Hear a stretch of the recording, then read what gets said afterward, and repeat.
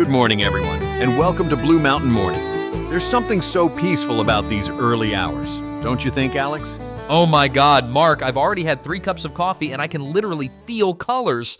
But you're right, there's this magical quality to mornings. And that's exactly why we balance each other out.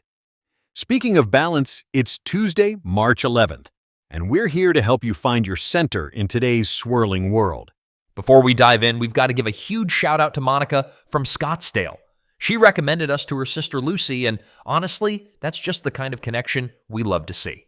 It really is. Building this community, one morning at a time. Now, shall we help everyone start their day with some clarity? Oh yes, let's do it. My brain is buzzing with everything we need to talk about today. Let's dive into today's horizon, and there's quite a bit to unpack this morning.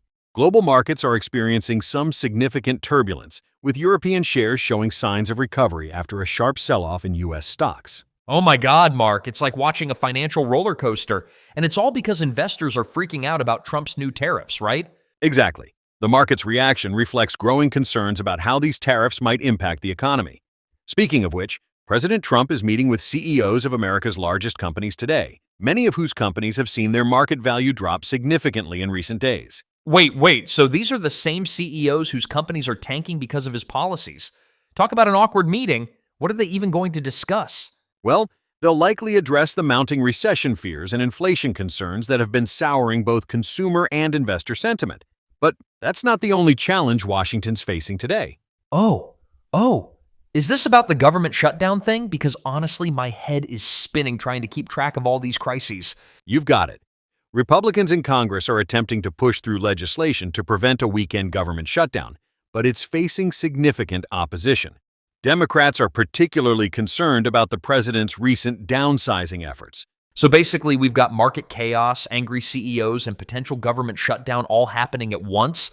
I need another coffee just thinking about it. Let's hope that coffee comes with a side of resolution. These are complex challenges that could have real implications for everyday Americans, from their investment portfolios to government services. The main question is whether this is short-term market volatility, short-term pain, as Trump has put it, or the beginning of a recession. I mean, when you put it that way, it's actually pretty serious stuff hiding behind all these headlines, isn't it?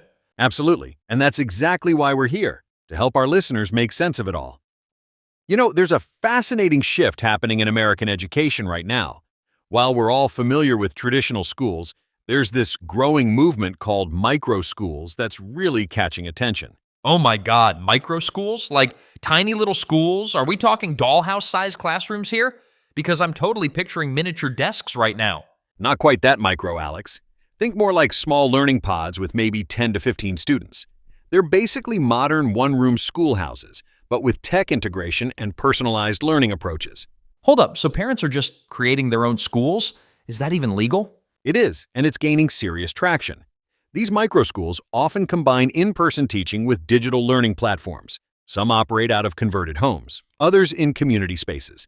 The key is flexibility and customization. Okay, but seriously, why would anyone choose this over regular school? I mean, besides getting to wear pajamas to class, which honestly is pretty tempting. Well, the pandemic really accelerated this trend. Parents saw how technology could enable different ways of learning, and many discovered their kids thrived with more individualized attention. Plus, these schools can adapt their curriculum much faster than traditional systems. But what about, actual human interaction, like making friends and learning social skills and stuff?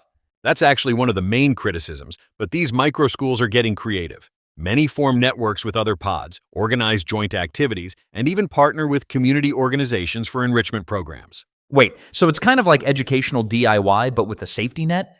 That's actually pretty cool. But can everyone afford this? That's a crucial point.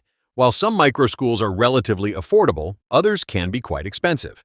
There's growing concern about educational inequality, with some critics arguing this could create a two-tiered system.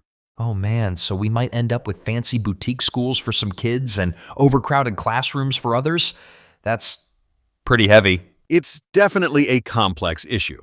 Some states are exploring ways to make these alternatives more accessible through education savings accounts or charter school partnerships. Okay, but real talk, is this just another education fad? Like, remember when everyone thought iPads would revolutionize learning? You know, that's the million-dollar question. What makes this different is that it's not just about technology. It's about fundamentally rethinking how we organize learning. The traditional school model was designed for the industrial age, and we're well past that now. So basically, education is having its own little revolution, like down with standardized testing, up with personalized learning kind of thing. Something like that, though it's more evolution than revolution. Traditional schools aren't disappearing, but they're definitely feeling the pressure to adapt and innovate. You know what I love about early morning? When the world is still quiet, you can hear each breath of wind through the trees, like nature's own meditation.